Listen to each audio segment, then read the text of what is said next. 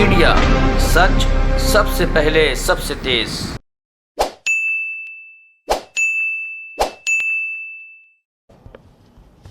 नमस्कार दोस्तों,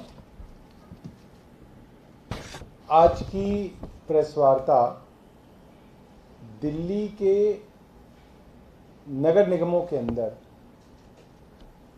काम कर रहे सफाई कर्मचारियों के बारे में है। और पिछले कुछ महीनों से दिल्ली नगर निगमों में और ख़ास तौर पे उत्तरी दिल्ली नगर निगम में सफाई कर्मचारी आंदोलन कर रहे हैं। कई जोन्स के अंदर हड़तालें की गई हैं। कुछ दिनों पहले भारतीय जनता पार्टी के दफ्तर को घेराव किया गया और अपनी पुरानी मांगों को दोबारा रखा गया। और मैं आपको याद दिलाना चाहता हूं, पिछले 5 सालों में कई बार सफाई कर्मचारियों ने लंबी हड़तालें की हैं। और 2018 का मुझे ध्यान है, भाजपा के दिल्ली के अध्यक्ष मनोज तिवारी जी ने सफाई कर्मचारियों की सारी मांगें मानते हुए जूस पिलाकर उनकी हड़ताल खुलवाई थी और वादा किया था 1998 से लेकर कम से कम 2003 तक के सफाई कर्मचारी जिनकी भर्ती हुई थी उनको वो रेगुलराइज करेंगे। और उसके बाद 2003 से उसके बाद जो सफाई कर्मचारी कंपैशनेट ग्राउंड पे भर्ती हुए हैं उनको रेगुलराइज करेंगे। ये बात मैं आप लोगों को बता दूं, दिल्ली की सफाई व्यवस्था इतनी खराब होने का एक बड़ा कारण ये है कि करीब 15-20 सालों से दिल्ली के अंदर एक भी सफाई कर्मचारी भर्ती नहीं किया गया। एक भी नहीं किया गया, ना कच्चा ना पक्का। सिर्फ कंपैशनेट ग्राउंड पे कुछ भर्तियां हुई हैं। मतलब अगर किसी की मृत्यु हो जाती है और उसके बच्चे होते हैं, नौकरी करने लायक होते हैं, या पत्नी होती है नौकरी करने लायक, तो उनको जो नौकरी मिलती है, कुछ नौकरियां सिर्फ उनको दी गई हैं। उसके अलावा कोई नई नौकरी ना कच्ची ना पक्की सफाई कर्मचारियों को दी गई है।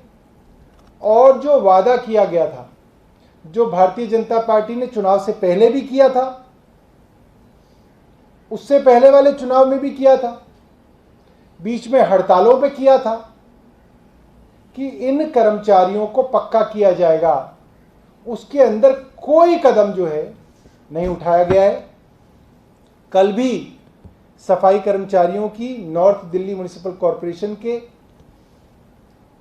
महापौर से बात हुई है और उन्होंने फिर वादा किया है कि हम कुछ दिनों में कर रहे हैं।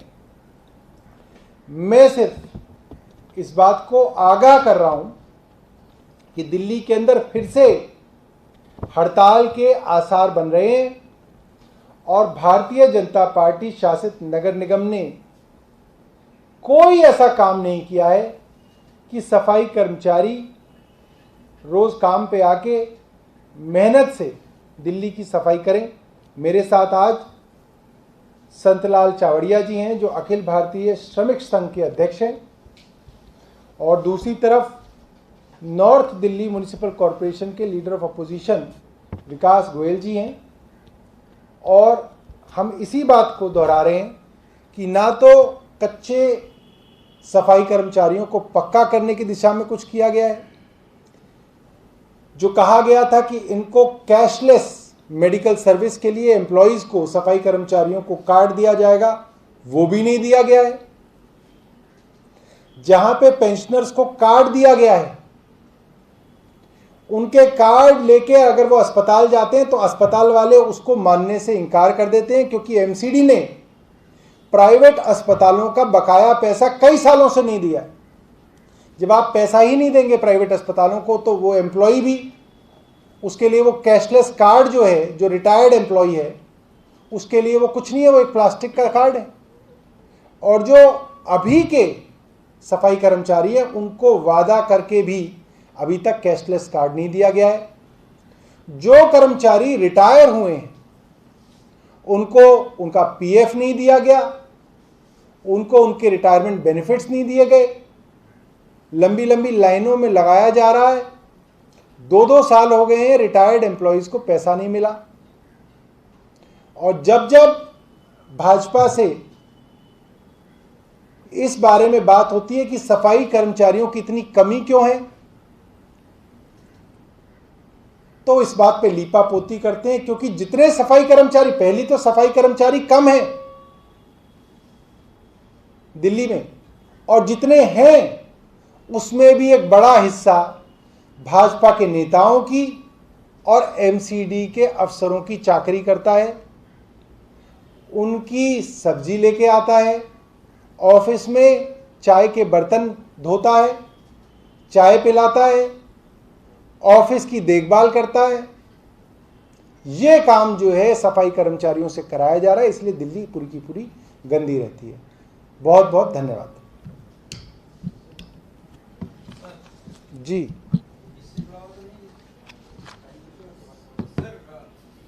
योगी गवर्नमेंट ने दिल्ली गवर्नमेंट पे अटैक किया, योगी आदित्यनाथ ने बेसिकली उन्होंने कहा कि ऑक्सीजन की कमी का रोना रो रहे थे, लेकिन जब केंद्र सरकार ने ऑक्सीजन की ऑडिट कराने की बात कही तो डिमांड आधी रह गई आप लोगों की। इसको लेकर क्या कहेंगे सर, जिस तरह से उन्होंने कहा है? देखिए, 2 तरीके की सरकारें होती हैं। एक सरकार तो वो होती है कि अगर ऑक्सीजन की कमी है तो उसके लिए ऑक्सीजन का इंतजाम करे, उसके लिए शोर मचाए और अपना हक ले, जो दिल्ली सरकार ने किया। और दूसरी सरकार योगी जी की सरकार होती है, जिन्होंने पहले दिन से ये कहा कि दिल्ली, मुंबई, महाराष्ट्र, हर राज्य के अंदर कोरोना फैल रहा है, मगर यूपी में कोई कोरोना नहीं फैला, वहां कोरोना हुआ ही नहीं। और गंगा के अंदर लोगों ने हजारों की संख्या में लाशें बहाई। चिता जलाने के लिए यूपी में लकड़ी कम पड़ गई, लोगों ने गंगा किनारे अपने रिश्तेदारों को दफन किया हिंदुओं ने। और जबकि उसकी फोटोग्राफ्स पत्रकार छापने लगे तो योगी सरकार ने उनके ऊपर भगवा कफन जो चढ़ाया हुआ था वो तक नोच लिया। तो योगी जी को थोड़ा सा अपने गिरबान में झांकना चाहिए और सोचना चाहिए कि उनकी इस नादानी की वजह से और उनके अहंकार की वजह से उत्तर प्रदेश के गांव-गांव में मातम मना है। और उनकी बदनसीबी इतनी है कि सरकार ने माना ही नहीं कि उनकी कोरोना से मौत हुई है। जब आप कोरोना से मौत मानोगे तब जाके कोई आप उसकी मुआवजे की बात करोगे। आपने तो उसकी मौत तक को जो है मानने से इनकार कर दिया। बहुत दुख की बात है कि योगी आदित्यनाथ जैसे लोग अपने आप को योगी कहते हैं। कोई ना कोई साइंटिफिक टेस्ट होना चाहिए जिससे पता चले कि कौन योगी है कौन योगी नहीं है। ये तो होना चाहिए। कोई भी आदमी जो है अपने आप को योगी ऐसे नहीं कहना चाहिए। तो ये बहुत दुर्भाग्य है हमारे देश का कि इस तरीके के आदमी जो गुस्से से लाल हो जाता है। अरे योगी के बारे में तो भगवान श्री कृष्ण ने बोला था, योगी को ना गुस्सा आता है ना योगी को खुशी होती है। ये तो भगवत गीता में लिखा हुआ है। उसको ना दुख का असर होता है ना उसको सुख का असर होता है। इनके ऊपर मुकदमे हो जाते हैं तो वहां पे पार्लियामेंट में आंसुओं से रोते हैं। इनको गुस्सा आ जाता है तो लोगों को पिटवाते हैं। ये योगी नहीं है। किसी धर्म के स्क्रिप्चर के अंदर जो परिभाषा एक योगी की है उसके अंदर आदित्यनाथ जी खड़े नहीं उठते, खड़े नहीं होते।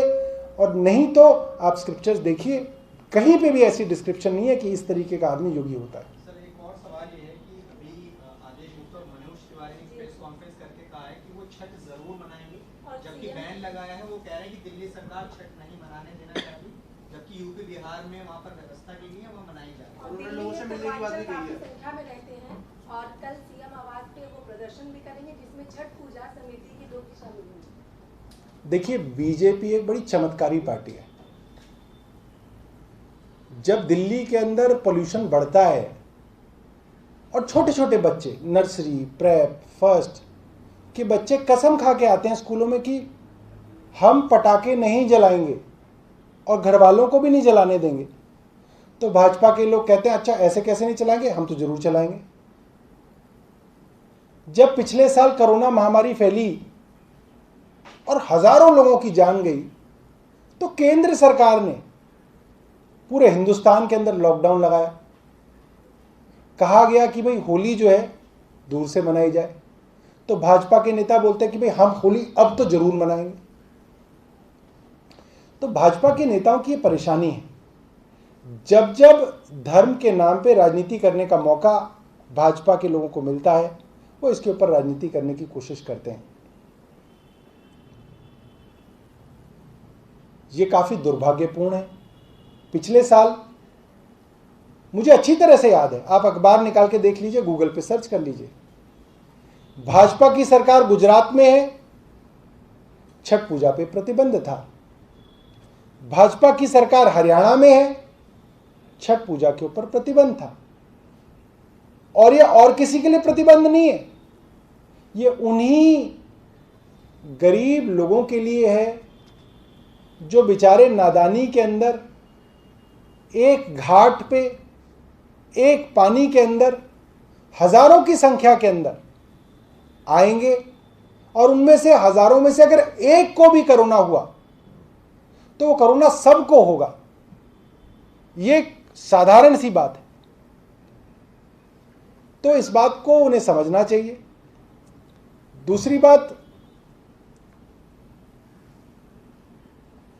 दिल्ली सरकार इसके ऊपर विशेषज्ञों से बात कर रही है कि क्या ऐसा तरीका हो सकता है कि लोगों की आस्था भी रहे, लोगों को ऐसा भी लगे कि त्यौहार मन रहा है, और कोरोना जो है किसी भी स्थिति के अंदर हम ना फैलाएं दिल्ली के अंदर।